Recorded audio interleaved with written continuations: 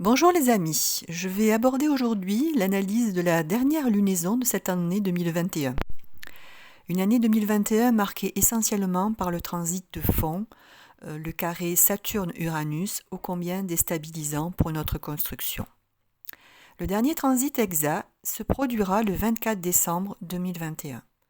Or, à la date de cette nouvelle lune, nous sommes déjà dans l'orbe des effets puissants de ce transit qui, je le rappelle, fait table rase des choses du passé de façon inattendue, l'ancien laissant place à la nouveauté. C'est valable pour nous à titre personnel, mais aussi pour nos institutions devenues obsolètes. Donc la nouvelle lune du 4 décembre 2021 aura lieu à 7h43 heure de Greenwich. Pour les nouveaux abonnés, je me présente, je suis Gabrielle, astrologue, cartomancienne et numérologue. Si vous avez aimé ma vidéo, je vous remercie de la partager autour de vous, de vous abonner pour recevoir les notifications de ma chaîne et de cliquer sur le pouce en l'air. Vous pouvez aussi retrouver mon mail dans la description de la vidéo. Cette nouvelle lune est plus puissante que les autres car elle est accompagnée d'une éclipse solaire. Les effets se feront sentir au-delà du mois lunaire. Pour certains, si vous avez des planètes personnelles proches du couple solilunaire, c'est-à-dire aux alentours de 12 degrés 20 du Sagittaire, les énergies peuvent se prolonger sur les 6 prochains mois.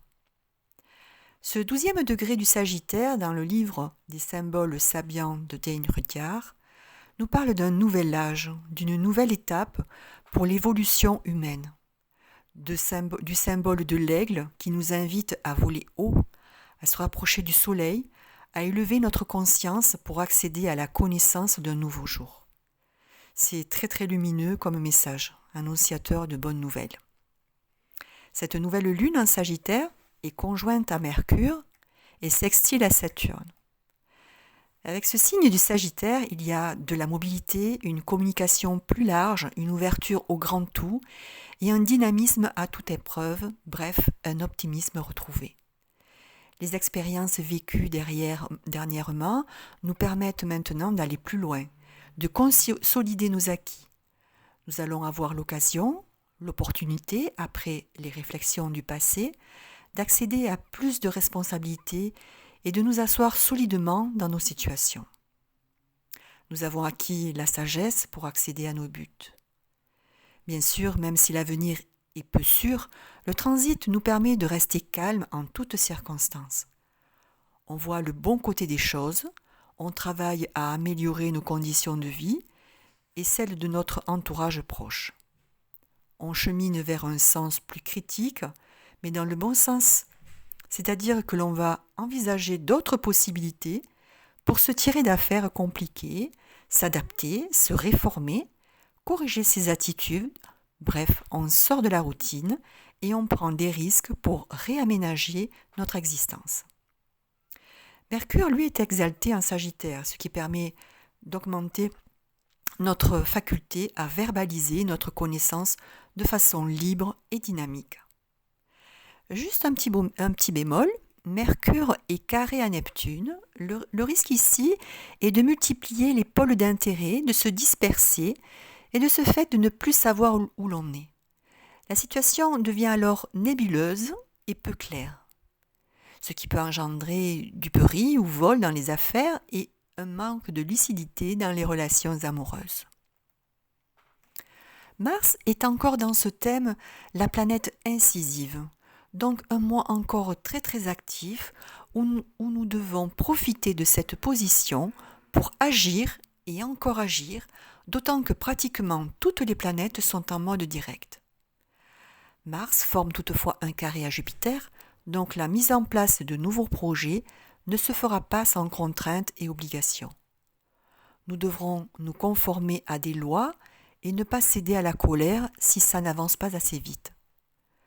Nous avons rongé notre frein depuis si longtemps que nous pouvons user de précipitation et risquer les accidents inflammatoires vasculaires. Heureusement, nous aurons le soutien du triangle mineur qui relie Mars à Neptune en trigone et les planètes Vénus et Pluton qui, elles, sont reliées à Mars et à Neptune en sextile. Il y a ici une mise en action et une concrétisation de nos forces créatrices, de nos facultés d'invention. Ça renforce l'idée, vue plus haut, de l'utilisation enfin possible de nos acquis suite à une ouverture sur l'inconnu, un accord, une illumination, en fait un dénouement. Nous sommes envahis d'une multitude de pressentiments, d'émotions, de ressentis qui agissent sur notre désir. Nos goûts peuvent en être modifiés. Nous sommes invités à jouer de notre pouvoir de séduction, de notre envoûtement, car il est focus dans cette figure. C'est la clé de la réussite de nos actions. Je rajoute que dans ce cas, ça n'est pas de la manipulation, ce sont des pouvoirs naturels qui sont en jeu. En fait, c'est une attirance irrépressible pour l'amour universel. En conclusion, un mois très actif où notre force d'attraction et d'amour va renforcer notre confiance en soi et favoriser les rapprochements malgré les tensions et les oppositions. Gardons-nous des excès, des dispersions qui pourraient ralentir notre progression.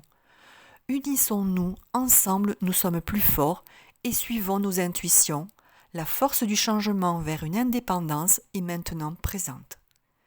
Nous nous libérons enfin de nos chaînes. Je le répète, nous vivons des jours karmiques où la puissance du nous et la communication sont les clés de ce changement. Les signes particulièrement touchés par cette nouvelle lune seront les scorpions, dernier décan, les sagittaires, deuxième décan, les capricornes, dernier décan, les verseaux, les taureaux, deuxième décan, les poissons, dernier décan. En numérologie, lorsqu'on ajoute tous les chiffres pour le 4 décembre 2021, soit 4 plus 1 plus 2 plus 2 plus 2 plus 1, on obtient 12. Avec le 12, nous sommes confrontés à des choix difficiles à faire. Il y a ici une forme de sacrifice, on est brinque-ballé de droite et de gauche par les événements que nous pouvons maîtriser. Comme dans l'image de la lame du tarot du pendu, nous sommes pieds et poings liés, mais il est possible de se défaire de ces entraves en prenant de la hauteur, en méditant, en analysant la situation sous un autre angle. Il nous est demandé aussi de nous ouvrir au monde et de se débarrasser du superflu. Le nombre réclame donc de l'endurance et de la patience. Voilà, je vous remercie pour votre attention, votre fidélité. Je vous retrouverai pour l'étude de la prochaine pleine lune du 19 décembre 2021. En attendant, je vous souhaite d'appréhender cette dernière ligne droite de la meilleure des manières. Je vous le rappelle, la réussite est au bout du chemin et ça n'est plus très loin. Si vous le souhaitez, n'oubliez pas de vous abonner en cliquant sur la cloche et actionner le pouce en l'air pour aider ma chaîne. N'hésitez pas à me contacter par mail avenir-et-symbole@orange.fr si vous éprouvez le besoin de me confier vos impressions. Je vous embrasse toutes et tous et à bientôt.